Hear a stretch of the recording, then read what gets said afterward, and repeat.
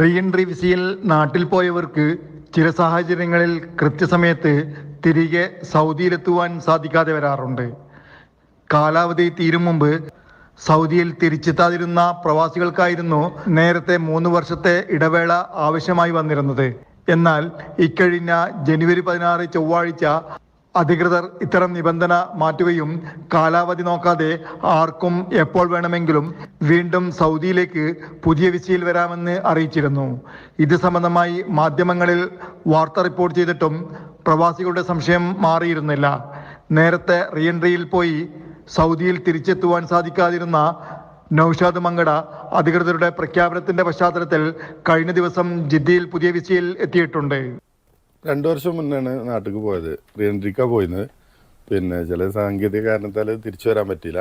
അങ്ങനെ നാട്ടിൽ നിന്ന് അത് ഇവിടുത്തെ വിസ പുതുക്കാനും കഴിഞ്ഞില്ല. അങ്ങനെ നാട്ടിൽ കുടുങ്ങിപ്പോയി. പിന്നെ ഇപ്പോൾ അതിനിടയിൽ ന്യൂസ് കേട്ടത് 3 വർഷം കഴിയണമെന്നേ പറഞ്ഞിരുന്നു ആദ്യം റീ എൻട്രിക്ക് പോയവർക്ക്. പിന്നെ അതിൻ്റെ ആവശ്യമില്ല, തിരിച്ചു വരാമെന്ന് പറഞ്ഞപ്പോൾ അങ്ങനെ പെട്ടെന്ന് വിസ അടിച്ച് പോരായത്.